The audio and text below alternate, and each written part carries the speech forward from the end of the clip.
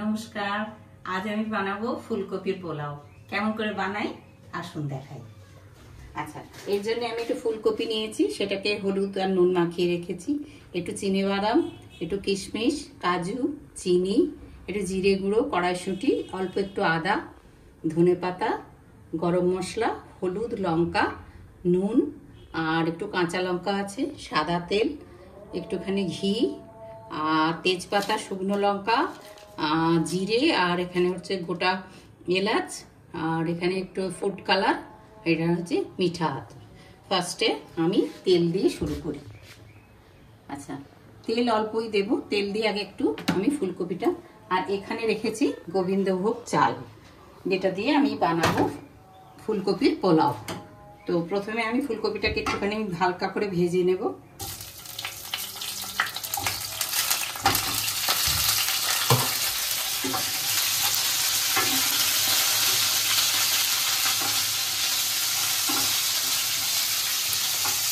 ফুলকপিটা ভাজতে ভাজতে এরই মাঝখানে আমি চিনি বাদামটাও ভেজে নেব, কারণ আমার চিনি বাদামটা ভাজা ছিল না, কাঁচা ছিল, যার জন্য আমাকে এর সাথেই ভেজে নিতে হচ্ছে।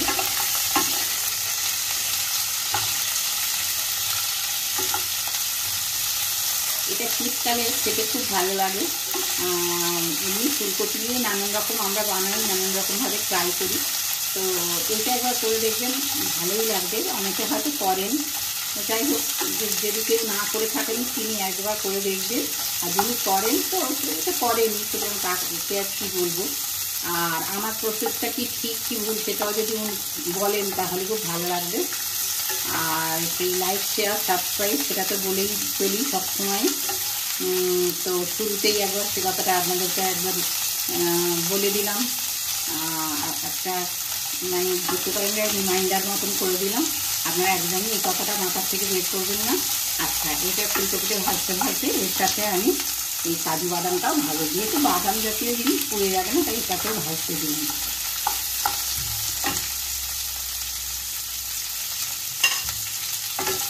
ভাজতে ভাজতে আমি এর মধ্যে একটু নুন দিয়ে দেবো। নুন দিলে কপিটা নরম হয়ে যাবে।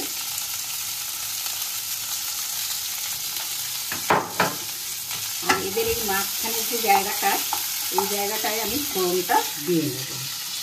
ফোড়নে কি দেবো আমি, তেজপাতা 2টো দিলাম, শুকনো লঙ্কা 2টো দিলাম, গোটা এলাচ আর জিরে, এটা আমি ফোড়নের জন্য দিয়ে দিলাম।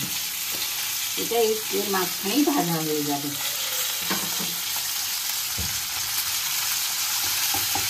আর কড়াটা তো গরম আছে, সেই জন্য আমি আলাদা করে পরে ভেজে দিলাম না।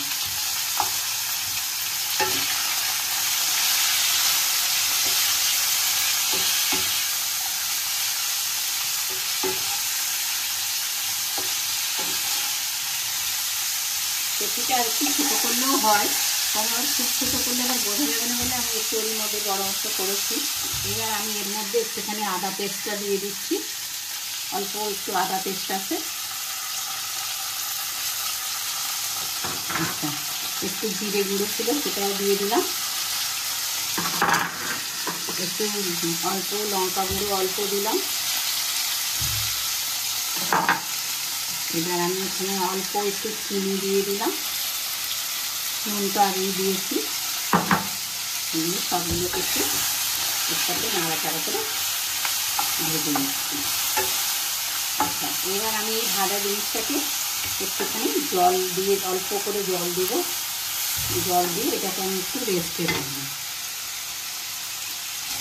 আচ্ছা, আমি এই কপিটা এবার একটু হালকা করে সেদ্ধ হয়ে গেছে। এবার এর মধ্যে আমি দেব হচ্ছে চাল। এর মধ্যে আমি চালটা দিয়ে দিলাম।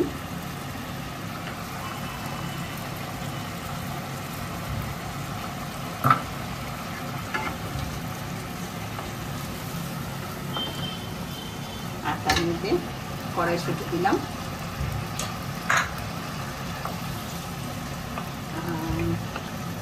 কিশমিশগুলো দিলাম,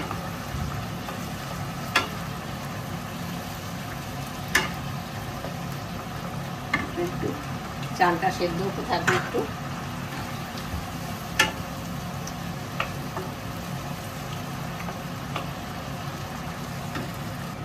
এবার আমার চালটা মোটামুটি সেদ্ধ হয়ে এসেছে। এতে একটুখানি অল্প একটু কাঁচা লঙ্কা আমি একটু কুচিয়ে দিলাম। আচ্ছা, কাঁচা লঙ্কা দেওয়ার পরে এটা ধীরে ধীরে আমি শুকিয়ে নেব, ড্রাই করে নেব। গোবিন্দভোগ চাল তো বেশি ফুটতে লাগে না, অল্প ফুটলেই হয়ে যায়। আচ্ছা, আর এর মধ্যে আমি অল্প একটু মিঠে আতর দেবো, খুব অল্প, কেন কপির একটা গন্ধ থাকে তো, অল্প একটু এই জন্য মিঠে আতর দিলাম, যাতে একটুখানি পোলাওয়ের মতো গন্ধ ছাড়ে। আর গরম মশলাটা দিয়ে দেব অল্প করে, গরম মশলাটা দিয়ে দিলাম।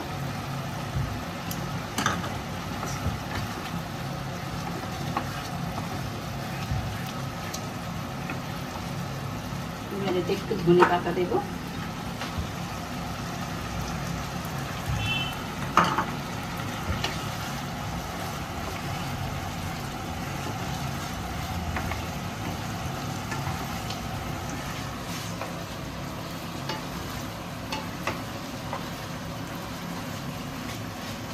আমি এবার ঘিটা দিলাম।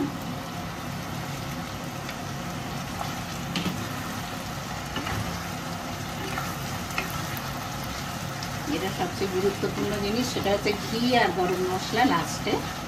এটা খুব গুরুত্বপূর্ণ, এটা মানে one kind of test maker বলতে পারেন আপনারা। আচ্ছা, আমার এটা হয়েই এসছে, একদম শুকিয়ে যাচ্ছে। এবার আমি এটা একটা সার্ভিং বোলের মধ্যে দিয়ে নেব। আর একটু ঘি দিলাম। আমার এই চালকপি রান্নাটা কমপ্লিট হতে গেছে। কেউ চালকপিও বলে, কেউ কপির পোলাও বলে, যে যে নামেই ডাকুন, মিলিয়ে জিনিসটা খেতে ভালোই। শীতকালের কপি তো, শীতকালের কপিকে সব কাজেই ইউজ করা যায়, সেই জন্য আরামসে এটা খাওয়া যায়। আচ্ছা, আমি এবার এটা একটা সার্ভিং বোলের মধ্যে ঢেলে নিচ্ছি। আচ্ছা, আমি এবার এটা সার্ভিং বোলের মধ্যে ঢেলে নিচ্ছি। আচ্ছা, আমার এই কপির পোলাওটা কমপ্লিট হয়ে গেছে। আপনাদের সবাইকে নমস্কার জানিয়ে আজকের ভিডিও শেষ করব।